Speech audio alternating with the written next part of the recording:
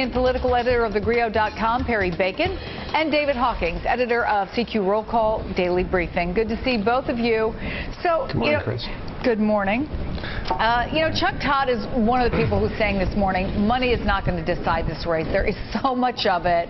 They both have hundreds of millions of dollars that they've spent and will spend. But is there, Perry, a psychological advantage when it comes to outraising the other side? I think it's good for the Obama campaign in terms of showing enthusiasm. For the first time since April, they've raised more money than Romney. But I think overall, like as Chuck has said, other people have said as well, there's so much money, one, and then two, the Republican super PACs are vastly outraising the Democratic super PACs. So my guess is in a state like Virginia, you'll end up seeing more ads overall that are anti-Obama than pro-Obama. So this 1 month is not going to tell us a whole lot about fundraising in the campaign. Mitt Romney has more cash on hand, we should say, but the Obama campaign has spent more up until now. Take a look at the numbers. Through July, Barack Obama, $481.5 million, Romney, $325.9. So you have these two different strategies, really. You have the Obama campaign, spend early, David, define your opponent. The Romney campaign seems to be, let's do a late blitz when they think it'll matter the most. Is it clear who's right, David? It's not clear who's right. It does seem as though both of them are going to have whatever it takes to spend in those handful of battleground states.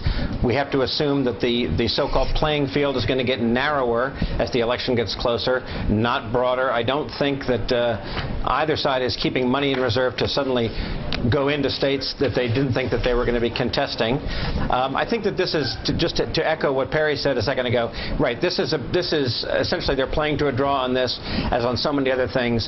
The Obama number this morning adds to the perception that the president got a slightly better bounce out of the last month than the Romney campaign did. This combined with the inching up ahead in the polls, the averaging of polls over the weekend. And it's at least significant enough, Perry, that the Republicans wanted to answer it. Neil Newhouse, who is Mitt Romney's pollster, as you know, released this statement about the bounce. Don't get too worked up about the latest polling. While some voters will feel a bit of a sugar high from the conventions, the basic structure of the race has not changed significantly. Could he be right, or is it too soon to tell? Important word in that memo is significantly. He's, to me, all but conceding the race has changed some. And if you look at this race, it hasn't changed for most of the year. So now you're seeing Obama's ahead in pretty much every poll, 2 or 3 point advantage since the convention. So I think he's conceding there has been some change in the race, and it's a pro-Obama change, and that's a big moment. Can it come back? Yeah, of course. We have debates. We have 2 months left, so anything can happen.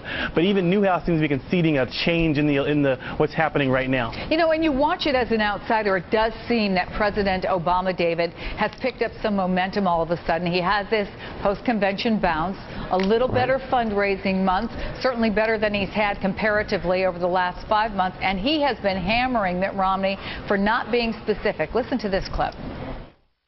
They talked about everything they think is wrong with America, but they didn't really talk about how to make it right. They want your vote, but they didn't really talk about their plan. And that's because their plan boils down to tax cuts, got a few regulations, and then some more tax cuts.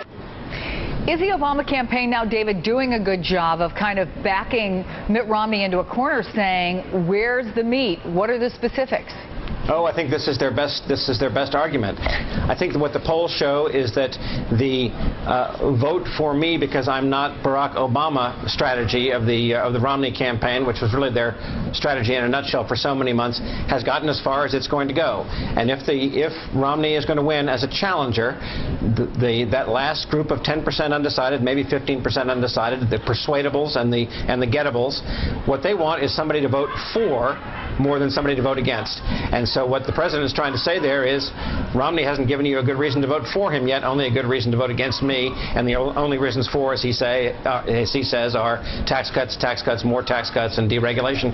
That's a line that got a huge applause at the convention, one of the biggest applause lines of the entire 2 weeks of conventions. It's going to be the line he hammers home from here on out. It does seem like when we're talking about those undecideds, Perry, that there's a sort of softening by Mitt Romney Romney. And I think by some members of his own campaign, they think that number is getting very, very small, maybe 1 million or so voters spread over 7 or 8 states.